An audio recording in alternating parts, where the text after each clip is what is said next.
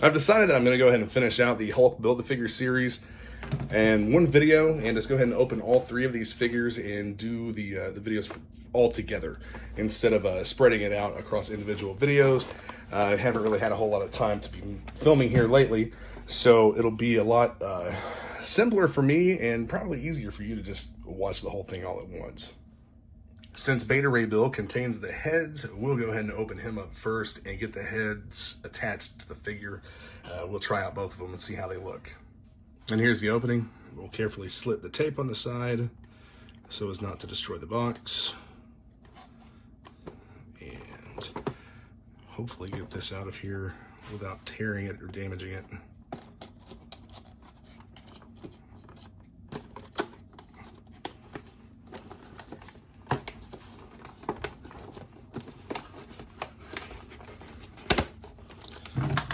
There we go.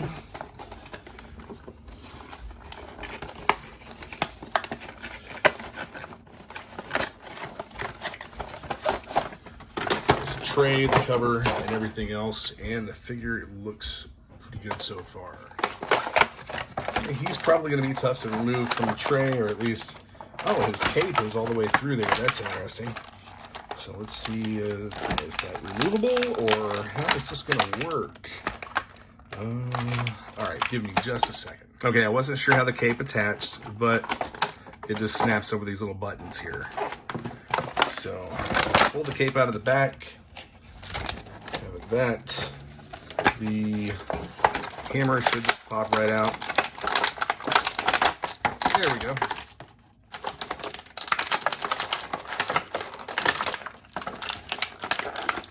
That was really formed around the Hulk head. I mean, it really held it in there securely. We won't be putting that piece back into the packaging though. That was probably annoying to listen to. That's okay though. Checking out the back of the box here. After being released from suspended animation, Beta Ray Bill is transformed by a mystical enchantment on Mjolnir that grants him the powers and costume of Thor. So those who aren't familiar, Beta Ray Bill is an alien who is actually worthy of wielding Mjolnir, Thor's hammer, and having the power of Thor. Not to go too deep into Beta Ray Bill's origin, the encounter with Thor where he was able to wield Mjolnir, Odin, sensing that the power of Thor was being wielded by someone else, ended up meeting Beta Ray Bill, and they had Stormbreaker. This is Stormbreaker, forged for Beta Ray Bill because he was worthy of it.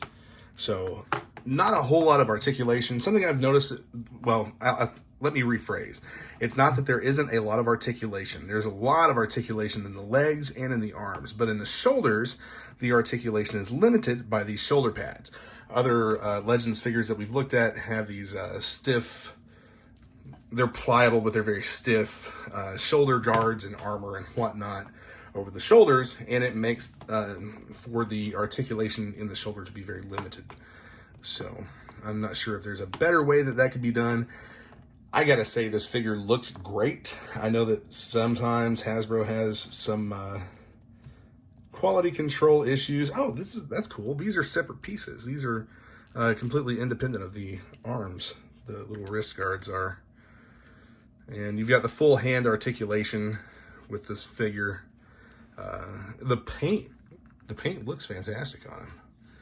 I'm actually kind of impressed with this one. You have the articulated biceps, the standard articulation that other figures have, but you also have the head, which under here you'll see that it has that regular, the peg, the ball and socket with the joint there in the neck, and this has a full range of motion. When you attach the head, that's obviously going to be limited, so I'm going to pop the head back on. And there's something, an additional piece of articulation here with Beta Ray Bill. You lean his head all the way back, and his mouth opens up. That makes for some really cool posing options. You can have him screaming or whatever. But yeah, head down, all the extra articulation in the mouth and whatnot, that jaw and being able to move is a pretty cool feature, I think. The paint, the metallic paint on the chest and in the rivets or buttons or whatever you want to call those, you know, the paint looks great. I've seen some of these come out of the package. And another detail, the paint that's on the skin for the arms and the head and face, did a really good job with it. This figure looks fantastic. Right out of the package, no issues or anything like that, no loose joints, and it's a pretty cool 6-inch figure. So let's get him all geared up and take a couple shots of him there. And there we have the figure posed with Stormbreaker. He is standing on his own. His cape is barely touching the table, I think. Actually, the cape might not be touching the table. Yeah, he would still stand if it wasn't for that, I believe. But yeah, the cape adds a little bit of stability to the figure when standing on its own. I'm not going to go through any additional poses or anything with the figure, but I will give a quick look around of him. We'll pull him out here a little bit, and we'll give a quick look around.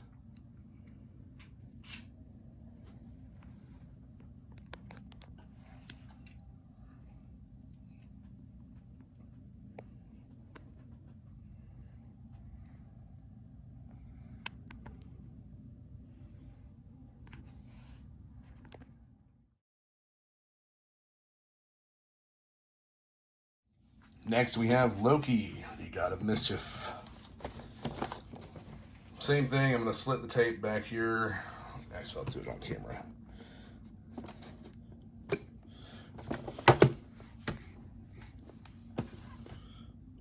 The flap popped up. And this one out. There we go.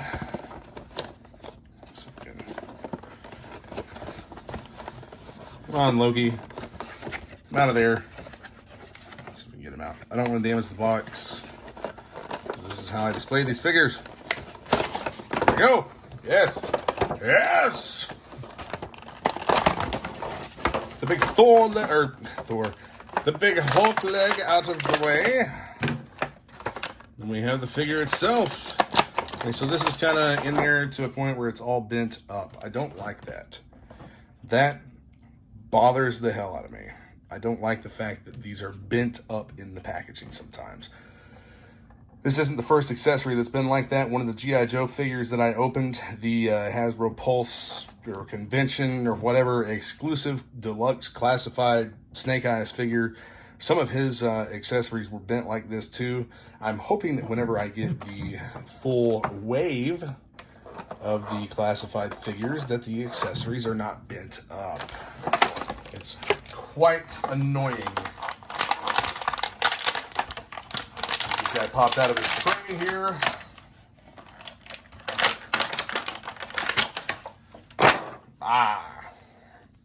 Big yellow ponytail, big horns on his head, blah, blah, blah, blah, blah. These are very soft and pliable. There's little to no chance of these breaking during play. I could actually see this breaking off before either one of these would become dislodged. That's interesting. It's a separate piece. I honestly thought that might be painted, or I honestly thought that something like that should be painted on, but it's a separate piece. And his belt is also a separate piece. That's kind of neat. But otherwise, you just have the standard figure with the standard articulation, joints, and all of that stuff. Ratcheting joints for the hands, elbows, shoulders, bicep joints are movable. And we can pose and play with him and do all kinds of things. Photo shoots and whatnot. And what have you. Standard back with the hole. This is the torso articulation. I will mention that the Beta Ray Bill appears to I didn't check him out, but the Beta Ray Bill appears to have a torso articulation that I actually like a lot better than this U-shaped joint that only goes back and forth like this. I don't care a whole lot for that articulation. Still a cool figure nonetheless. He looks neat. Loki, the god of mischief. And then he has his bent up crooked sword. So we get that in his hand here. Ooh, his hands do not seem to be as pliable. his hands are not as pliable as the hands of other figures that I've messed with. Certainly not as pliable as Beta Ray Bill's. I'm afraid that I'm going to break that thumb trying to force this in here, and I really don't want to break the figure. So I'm just going to leave this out. That's going to be one negative mark on this figure. The hands are not as pliable as they are on some of the others, but they do have the jointed articulation at the wrist. Same hip and calf swivels. Interesting color choice on the molding for the feet. It's not just a yellow, it's a somewhat translucent type of plastic that they've used here. You can see the swirling in it. I actually like that for a lot of different things. Not necessarily this, but it gives a little bit of flair to it. It's just a little bit different. Whatever. I can dig it.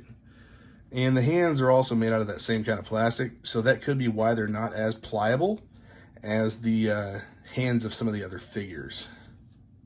They're a little more rigid. All right, so this guy is going to go back in his box, and then we're going to open up Sheree. Alrighty, last but not least, we have Sheree. Same deal with her. We're going to slice that tape, pop the tab, and free her from her prison.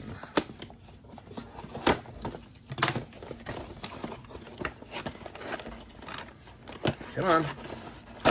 There we go. Yeah, she has an interesting weapon. This is from the one of the Infinity War movies, I believe, or maybe the Black Panther movie. These weapons, I don't remember exactly what they are. They're a directed energy weapon. But we're going to pop that Hulk leg out of there, get it out of the way, and remove her from her plastic.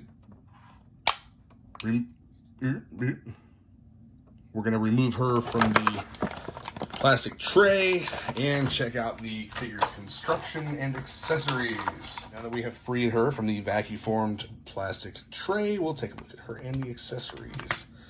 So these gauntlets, these directed energy gauntlets, I don't exactly remember her using these in the movie, but I've watched it once and have not rewatched it. So that's what for some reason, that's what I do with all the Marvel movies. I have to see every single one of them in theater, and I don't rewatch them.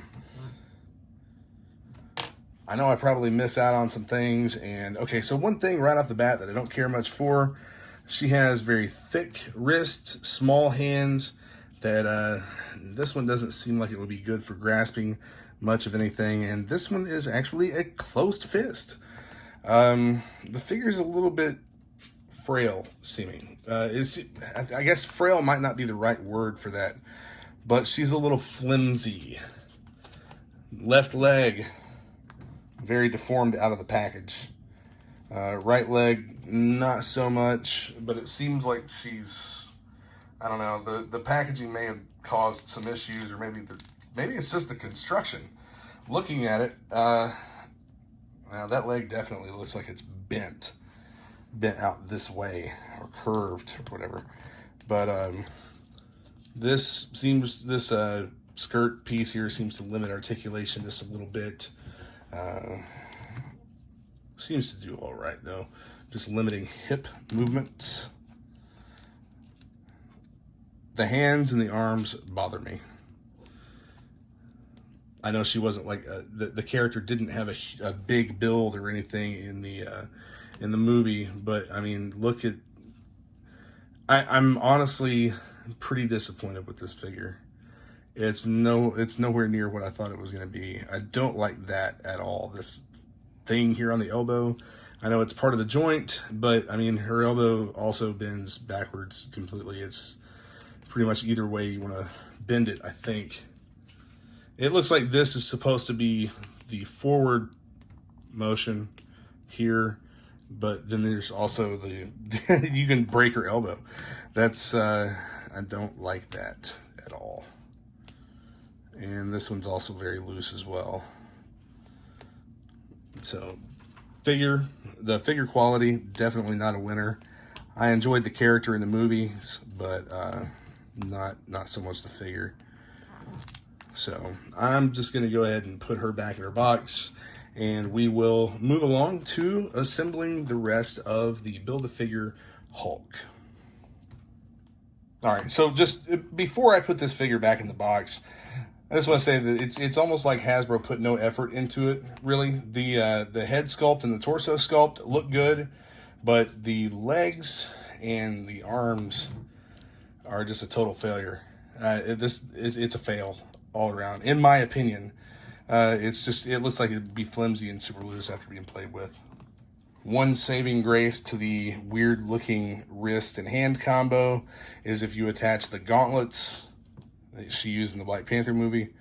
It kind of hides that and makes everything else look a little more normalized, except for that big piece of the post sticking out back here on her elbow and the oddly deformed legs. Let's assemble a Hulk.